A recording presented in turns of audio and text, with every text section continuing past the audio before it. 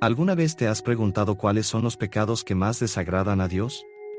Aquellos errores que, si no se evitan, pueden alejarnos de su amor y misericordia. Hoy vamos a explorar los 8 pecados más ofensivos a los ojos de Dios, no solo para reconocerlos, sino para entender cómo evitarlos y buscar una vida más cercana a Cristo.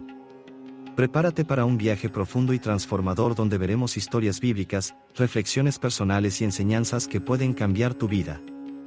El orgullo es uno de los pecados más antiguos y peligrosos.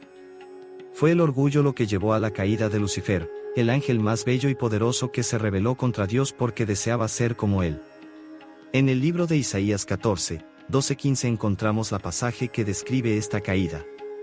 Lucifer, que significa portador de luz, se dejó consumir por el orgullo y eso lo llevó a la ruina eterna. Pero el orgullo no se manifiesta solo en el deseo de poder, aparece en nuestras vidas de formas sutiles, como cuando creemos que somos mejores que los demás o cuando rechazamos la ayuda de Dios porque pensamos que podemos hacer todo solos. En Proverbios 16, 18 se nos advierte: la soberbia precede a la destrucción, y la altivez de espíritu, a la caída. Debemos estar atentos para no caer en la trampa del orgullo que nos aleja de la humildad, la virtud que más agrada a Dios. ¿Cuántas veces te has encontrado pensando que no necesitas a nadie, que eres autosuficiente? El orgullo nos impide aceptar la gracia de Dios y nos coloca en un camino de aislamiento espiritual. La historia de Lucifer sirve como un poderoso recordatorio de que el orgullo puede ser nuestra caída si no tenemos cuidado. La avaricia es el deseo insaciable de tener más, incluso si eso perjudica a los demás. En la Biblia, uno de los ejemplos más claros de avaricia es la historia de Judas Iscariote, quien traicionó a Jesús por 30 monedas de plata. En Mateo 26, 14-16 vemos cómo la avaricia cegó a Judas, llevándolo a entregar a su Maestro y Salvador a la muerte. Pero la avaricia no se limita al dinero, puede manifestarse en el deseo de poder, estatus o incluso reconocimiento. En el Evangelio de Lucas 12, 15, Jesús nos advierte: cuidado, estén alerta contra todo tipo de avaricia, la vida de un hombre no consiste en la cantidad de sus bienes. La avaricia nos hace olvidar que la verdadera riqueza está en vivir una vida conforme a la voluntad de Dios y no en acumular bienes materiales. ¿Alguna vez te has detenido a pensar en lo que realmente importa? Muchas veces somos tentados a pensar que la felicidad está en tener más dinero, más cosas, más reconocimiento. Pero la historia de Judas nos muestra que la avaricia puede llevarnos a traicionar incluso a aquellos que amamos. Que podamos aprender del error de Judas y buscar primero el reino de Dios. La envidia es uno de los sentimientos más destructivos que podemos tener. Nace del deseo de tener lo que es del otro. Un ejemplo claro en la Biblia es la historia de Caín y Abel en Génesis 4, 3-8. Caín, envidioso de Abel por el favor de Dios, cometió el primer homicidio registrado en la historia, matando a su propio hermano. La envidia nos hace olvidar los dones que Dios nos ha dado y nos lleva a enfocarnos en lo que no tenemos. Santiago 3, 16 nos enseña: pues donde hay envidia y ambición egoísta, allí hay confusión y toda clase de males. La envidia no solo destruye nuestras relaciones con los demás, sino que también nos aleja de la gratitud y la paz interior que Dios desea para nosotros. ¿Cuántas veces nos hemos comparado con otros, deseando lo que ellos tienen? La envidia corroe nuestro espíritu y nos aleja del amor que debemos tener unos por otros. La historia de Caín y Abel nos alerta sobre los peligros de dejar que la envidia domine nuestros corazones. Que podamos mirar las bendiciones que Dios nos ha dado y ser agradecidos por ellas. La ira es un sentimiento explosivo que puede llevarnos a acciones que jamás imaginaríamos cometer. Es un fuego que, si no se controla, puede destruir todo a su alrededor.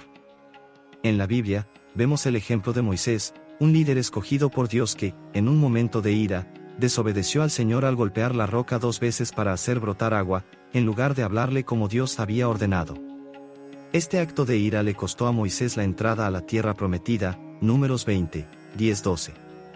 La ira puede cegarnos, haciéndonos olvidar quiénes somos y a quién servimos.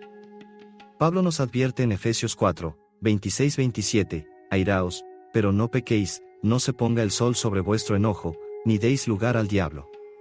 Debemos aprender a controlar la ira y canalizarla de forma constructiva, en lugar de permitir que nos lleve al pecado. ¿Alguna vez has perdido el control en un momento de rabia? La ira, cuando no es dominada, puede llevarnos a decisiones que traerán consecuencias permanentes. La historia de Moisés nos recuerda que incluso los más grandes líderes pueden caer si no controlan sus emociones. Que podamos pedir a Dios la fuerza para controlar nuestra ira y actuar con sabiduría. La pereza es un pecado que puede parecer inofensivo a primera vista, pero sus efectos pueden ser devastadores. La Biblia nos enseña sobre esto en varios pasajes, como en Proverbios 24, 30-34, donde Salomón describe el campo de un hombre perezoso: pasé junto al campo del perezoso, y junto a la viña del hombre falto de entendimiento, y he aquí que por toda ella habían crecido los espinos, ortigas habían cubierto su faz, y su cerca de piedra estaba ya destruida. La pereza lleva a la ruina tanto física como espiritual. La pereza no es solo la falta de acción, sino también la falta de propósito y dirección. Dios nos ha dado talentos y habilidades, y Él espera que los usemos para su gloria y para ayudar al prójimo. En Proverbios 6, 9-11 somos llamados a la acción. Perezoso, ¿hasta cuándo has de dormir? ¿Cuándo te levantarás de tu sueño? No debemos despertar del sueño de la pereza y trabajar diligentemente, sabiendo que Dios bendice el esfuerzo. ¿Cuántas oportunidades hemos perdido por causa de la pereza, ya sea en el trabajo, en los estudios o incluso en nuestra vida espiritual? La pereza nos impide alcanzar el potencial que Dios planeó para nosotros. Que podamos despertar y usar cada momento para crecer y servir a Dios con dedicación. La gula es más que el deseo por la comida, es la búsqueda insaciable de placer físico, muchas veces a costa de nuestra salud y bienestar espiritual. En 1 Corintios 6, 19-20, Pablo nos recuerda que nuestros cuerpos son templos del Espíritu Santo. ¿Acaso no saben que su cuerpo es templo del Espíritu Santo, quien está en ustedes y que han recibido de Dios? Cuando permitimos que la gula domine nuestra vida, estamos descuidando el cuidado del templo de Dios. En la Biblia, un ejemplo de gula es el pueblo de Israel en el desierto, que se quejó a Moisés por carne, incluso después de que Dios les proporcionara el maná del cielo. En Números 11, 4-34 vemos que el pueblo de Israel, insatisfecho con el maná que Dios les daba diariamente, clamó por carne. Deseaban volver a Egipto donde, según ellos, podían comer a voluntad. Dios entonces les envió codornices en abundancia, pero debido a su glotonería, el Señor los castigó y muchos murieron con la carne aún entre los dientes. Este es un poderoso ejemplo de cómo la gula puede llevar no solo a la degradación física, sino también al castigo espiritual. La gula, por lo tanto, no es solo sobre lo que comemos, sino sobre la incapacidad de encontrar satisfacción y moderación. En Filipenses 3, 19, Pablo habla sobre aquellos, cuyo Dios es el vientre, personas que colocan sus deseos físicos por encima de su espiritualidad. La gula nos lleva a idolatrar el cuerpo en detrimento del alma, y necesitamos aprender a controlar nuestros apetitos para que podamos vivir una vida más plena y espiritual. ¿Alguna vez te has encontrado buscando confort o satisfacción en la comida o en otras indulgencias físicas? La gula nos aleja del equilibrio que Dios desea para nosotros y puede llevarnos a un ciclo de autodestrucción. La historia del pueblo de Israel en el desierto es un recordatorio de que debemos buscar la satisfacción en Dios y no en las cosas del mundo. La lujuria es el deseo sexual desordenado, un pecado que es frecuentemente alimentado por la cultura moderna y sus tentaciones. Jesús nos advierte en Mateo 5, 28, pero yo les digo que cualquiera que mira a una mujer para codiciarla, ya adulteró con ella en su corazón. La lujuria comienza en la mente y el corazón, y si no es controlada, puede llevar a acciones que destruyen vidas, familias y relaciones con Dios. En la Biblia, vemos el ejemplo de David y Betsabé. David, el hombre conforme al corazón de Dios, se dejó llevar por la lujuria al ver a Betsabé bañándose, y esto lo llevó a cometer adulterio e incluso asesinato para encubrir su pecado. 2 Samuel 11. La lujuria cegó a David, alejándolo temporalmente de Dios y trayendo desgracia sobre su casa. La lujuria nos muestra que incluso los más piadosos pueden caer si no vigilan sus corazones. Que podamos pedir a Dios la pureza de mente y corazón para que podamos resistir las tentaciones de la carne. La avaricia es el deseo incontrolable por riqueza y bienes materiales, un pecado que nos lleva a colocar el dinero por encima de todo, incluso de Dios. En Mateo 6, 24, Jesús nos enseña: nadie puede servir a dos señores, pues odiará a uno y amará al otro, o estimará al uno y menospreciará al otro. No podéis servir a Dios y a las riquezas. La avaricia nos hace olvidar que todo lo que tenemos viene de Dios y que nuestra confianza debe estar en Él y no en las riquezas terrenales. En la Biblia, un ejemplo de avaricia es la historia del joven rico que se acercó a Jesús en busca de salvación, pero fue incapaz de abandonar sus riquezas.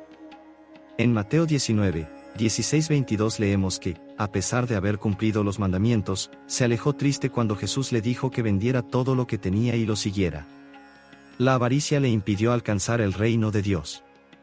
¿Alguna vez te has encontrado poniendo el dinero y las posesiones por encima de tu fe y tus valores?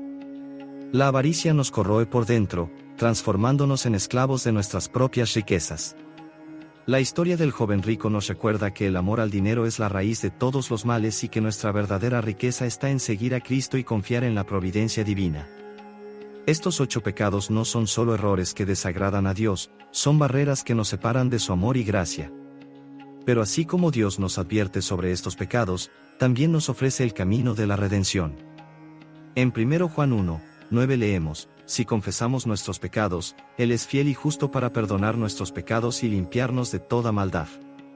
Que podamos reconocer estos pecados en nuestras vidas, confesarlos a Dios y buscar vivir en obediencia y amor para que podamos caminar más cerca de Él. No somos perfectos, pero podemos buscar ser mejores cada día. Al reconocer y luchar contra estos pecados, damos un paso hacia una vida más plena y espiritual. Recuerda, Dios es misericordioso y siempre está dispuesto a perdonarnos, siempre que nos arrepintamos sinceramente y busquemos su ayuda para cambiar.